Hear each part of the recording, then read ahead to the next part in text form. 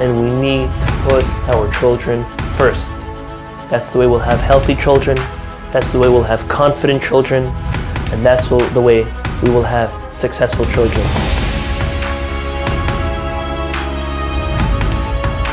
This week in Parashat Vaera, we read about the very interesting start of the plagues. Now, just so we know, this week 7 of the 10 are given to Pharaoh on behalf of God by Moses, and next week will be the next 3.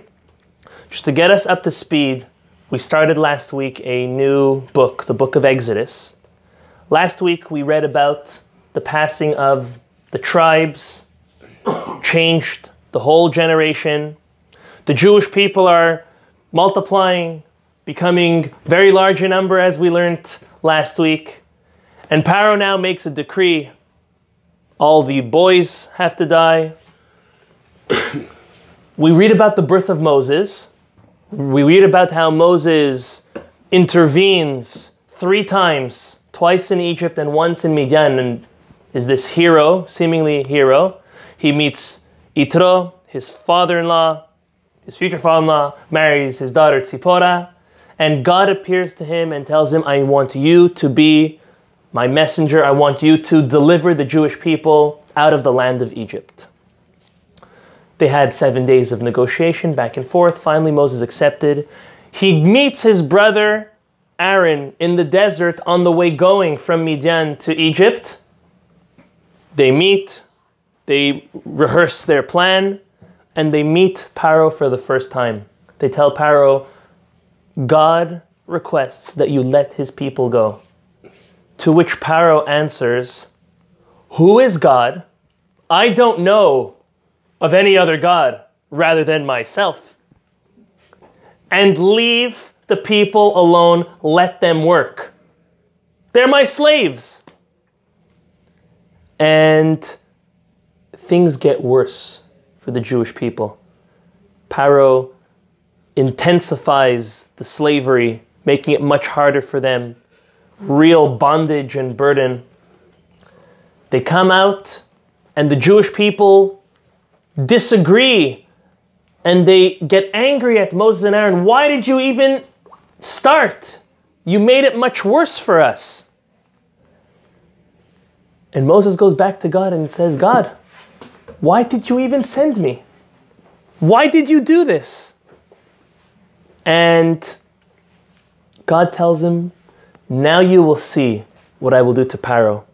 It was almost like something personal. Pharaoh told Moses, I don't know who God is. God said, I'm going to teach Pharaoh a lesson. This is literally the last 2 verses of last week's Torah portion. It says that God is going to not teach Pharaoh a lesson, but he's going to, he tells Moses, wait and see what I'm going to do to Pharaoh. It's not like he said what I'm going to do to Pharaoh and his people and Egypt, specifically to Pharaoh. It's almost like God was getting back at him. Now, right at the beginning of this week, the Torah is about to tell us, and it's going to send Moses and Aaron on a remission. They're going back again. They're going in for the second time. But after the first time didn't work, this time the Torah does something very different. It starts off by repeating to us the covenant, the promise that God made with Abraham, Isaac, and Jacob. That yes, their descendants are going to be in a land that's not theirs, but they are going to be delivered and taken out and brought back to the land of Israel and live on this land that they have inherited. Coming back, the Torah continues. And then it does something which seems a little bit peculiar.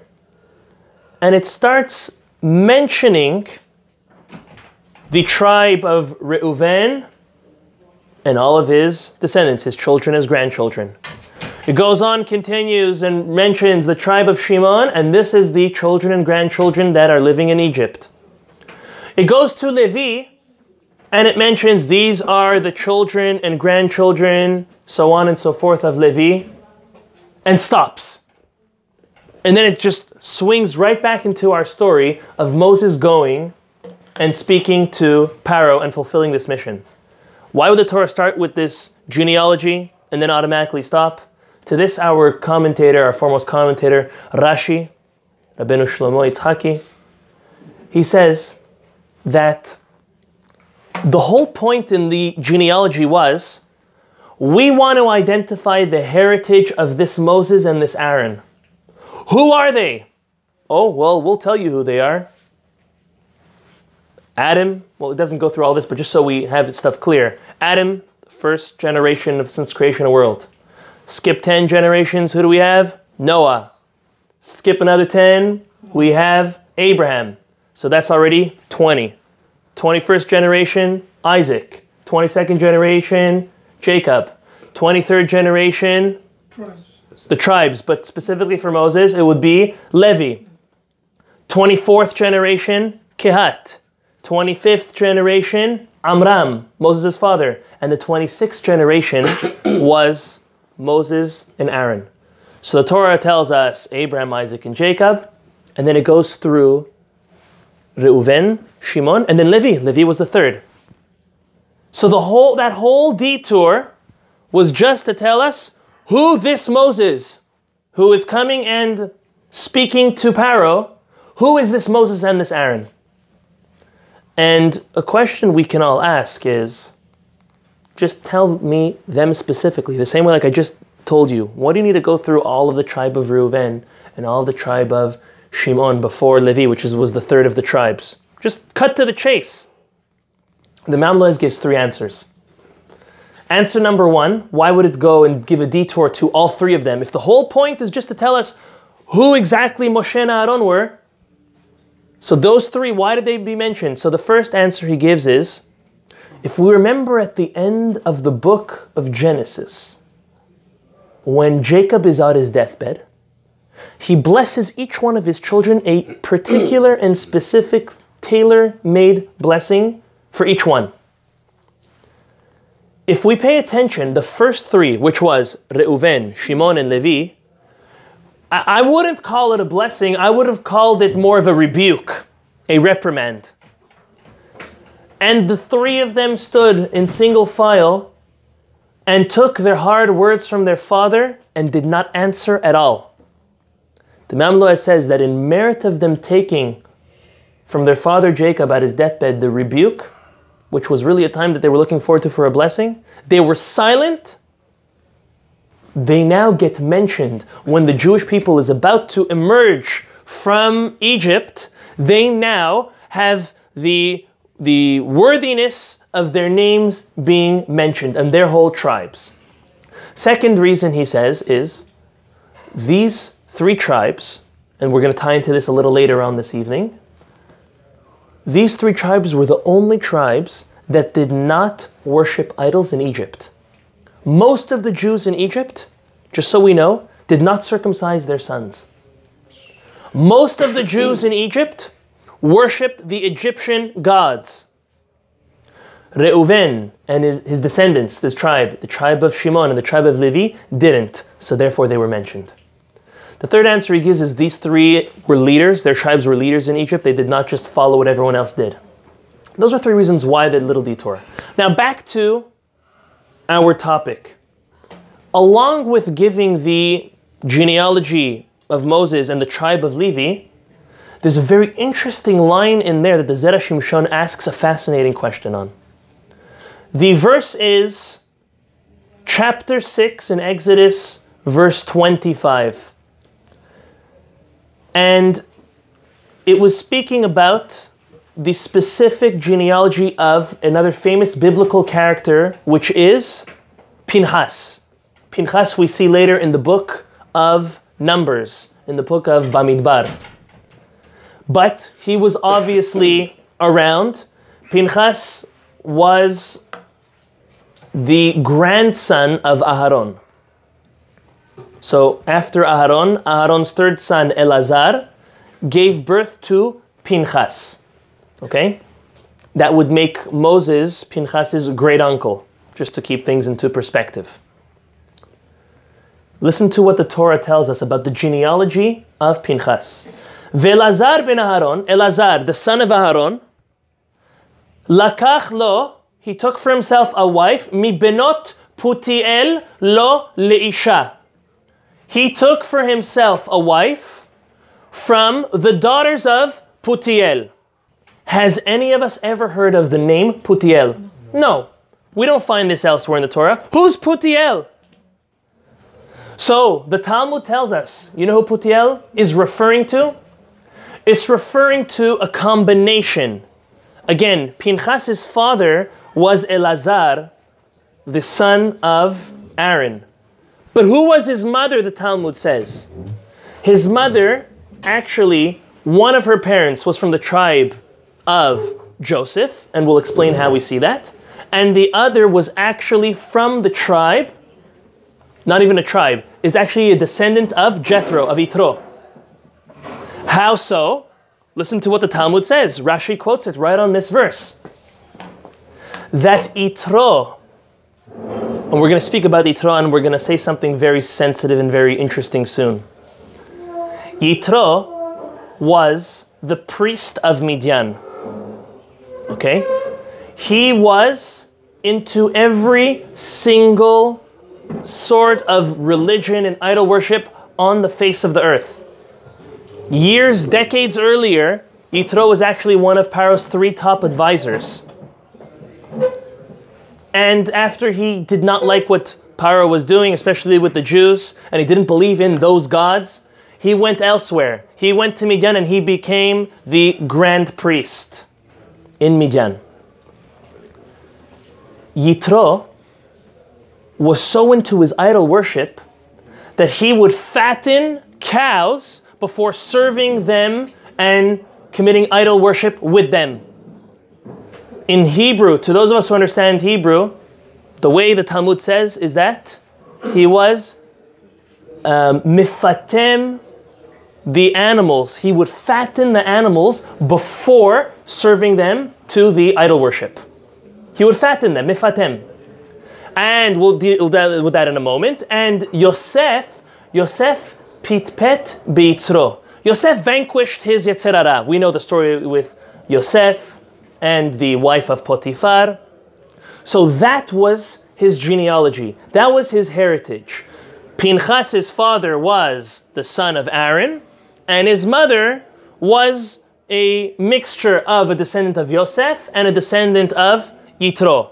Putiel, from the word, either lifatem or pitpet, as we said, means either to fatten or to vanquish, to each in their own. So the Zera Shimshon asks, why are we using such a derogatory statement to remind us how Yitro was?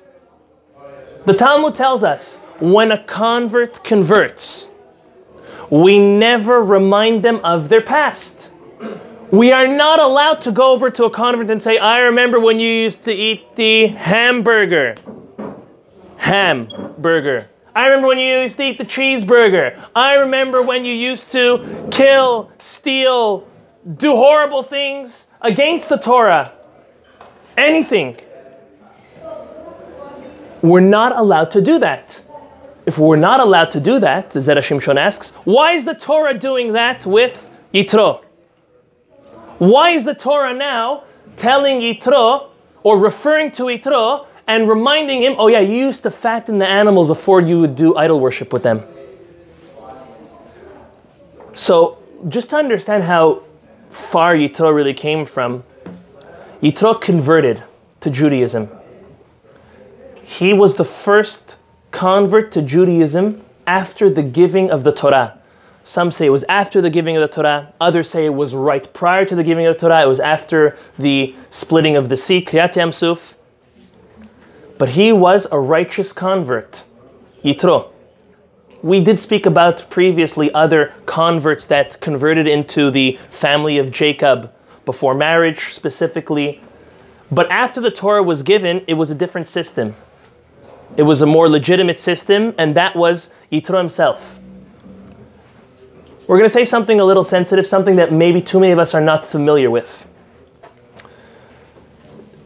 A couple years ago, well, I don't know exactly how many years, to say the truth, but there was some time ago that a very, very special tzaddik in the world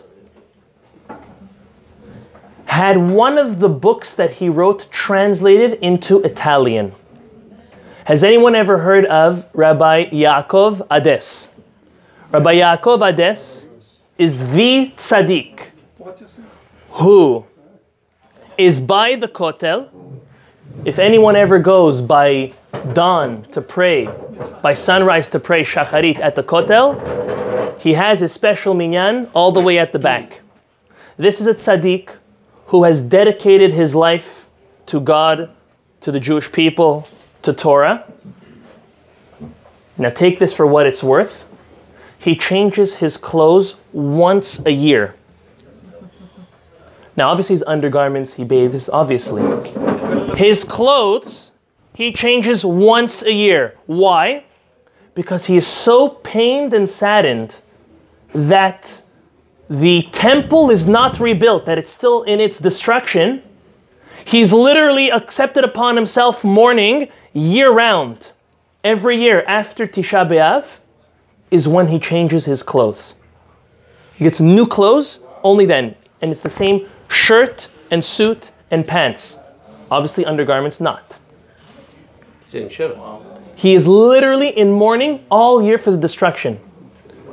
He is, and I don't want this to be taken out of context, that's why I'll mention it en passant, but just to understand how great he is. His father, which is a prominent, in his own right, Torah sage in Israel, came over to him and asked him to divorce his wife because he was too much on a spiritual height. Now this is the one of, there's only one other that we know that did this, and it was Moses himself. Since then, we don't see, it's not a Jewish concept to not be married. Yet him, as we already said, he does things that no one else does, and no one else should do even, is at such a high level that his father came over to him and said, divorce your wife for the only reason that you are too close to God. Now no one else, especially no one in this room, no one listening, and no one else in the world, not even the father himself, who was a great, great Torah sage, would do that. Now why am I giving you this introduction? Because he has written very amazing topics, very sensitive topics. This rabbi wrote in Hebrew a sefer, which speaks about Jewish philosophy, and specifically the relationship between God and the world that we live in and humanity, and disproving the other religions and specifically Christianity. He had the idea, and he got another Torah sage, to translate this book into Italian. Guess out of all people in the world who got hold of this book? Pope? None other than Pope Benedict XVI. Listen closely. He read the book from cover to cover. He couldn't put it down. All of a sudden, the first time in Christian history that a pope does not outlive his term. Normally the way it works is that the pope is the pope until he dies. The first time ever, the pope, and I'll put in quotations, resigned. Why would the pope resign? Many of us, especially those that are in business or in other type of functions, very often understand that there's such thing as resigning and a forced resign. Okay? Guess out of all things what the Christian world attested to his resignation to. The book. No? No. Health complications.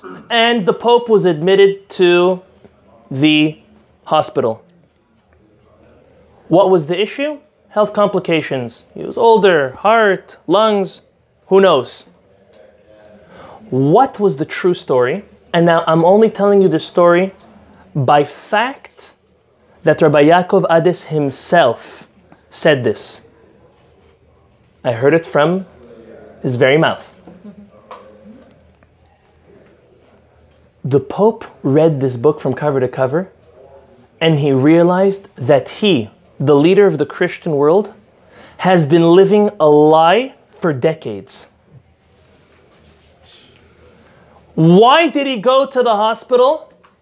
He wanted to find the greatest surgeons who can circumcise a man who's over 80 years old. He was admitted to the hospital and he's circumcised. And since then, nobody knows where he is. And he's not dead. Now, I'm not going to say certain things because we are on camera.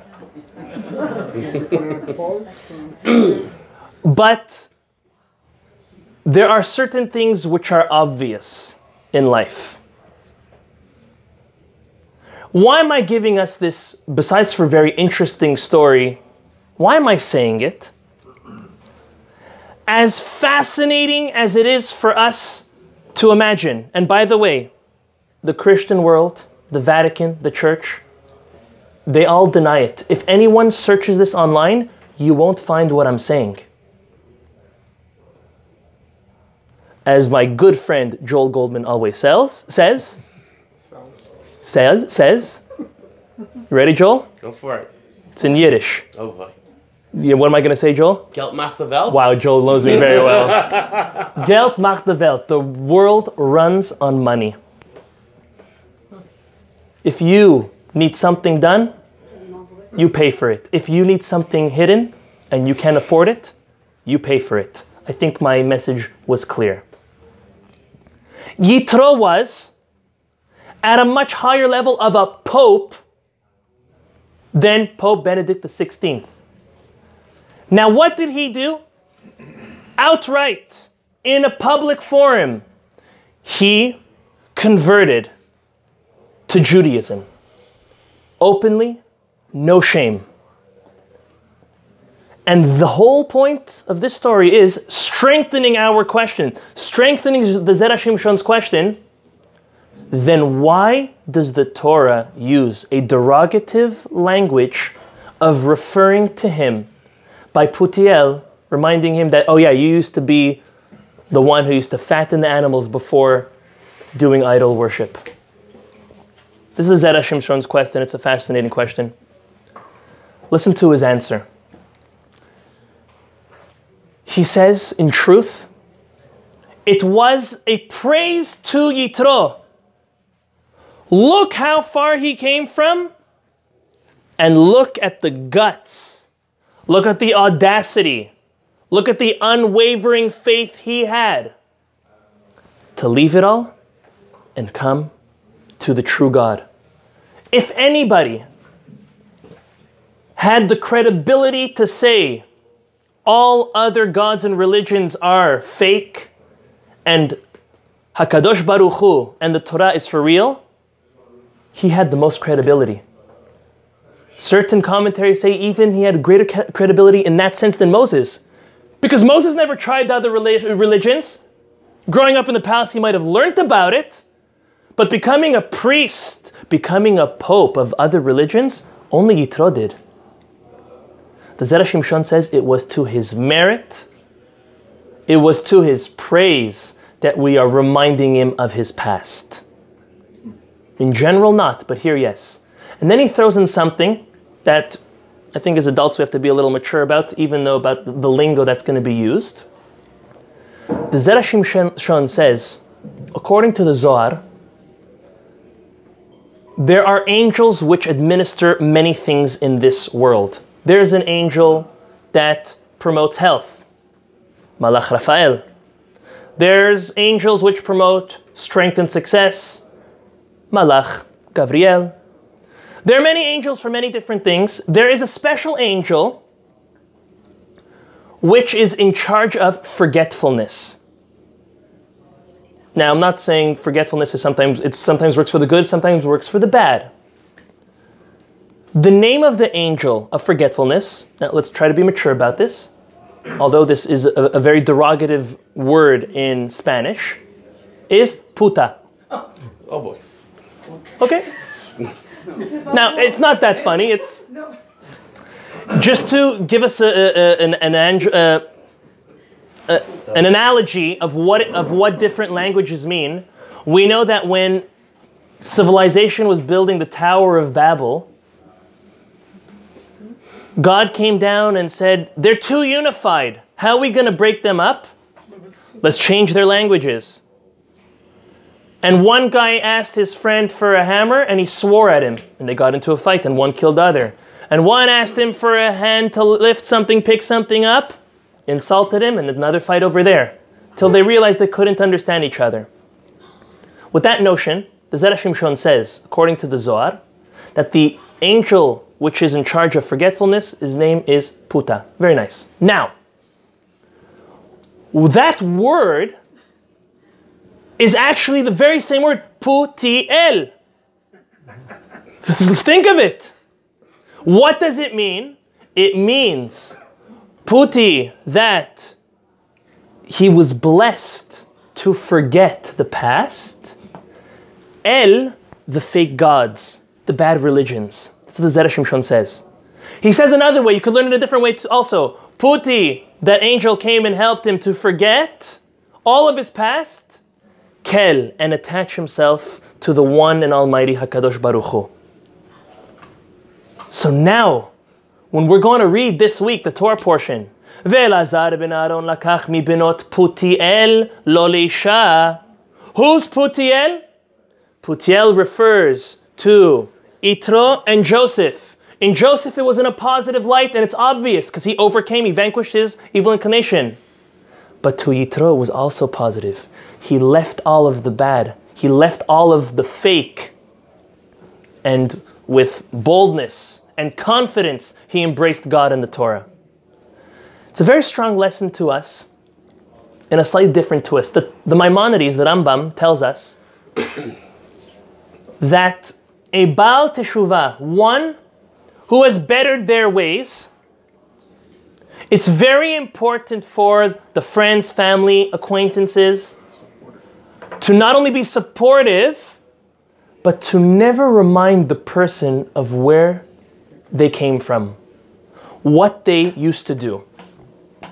The Rambam is saying this to make sure to not insult your fellow, hurt your fellow, rather give them strength and telling them, Chazaku Baruch, good for you that you've came from so far. We're never allowed to go to our friend who was born Jewish, everything, no problem. And they used to go to the casino on Shabbat. And they used to steal. Maybe they used to kill, speak wrong, do horrible things.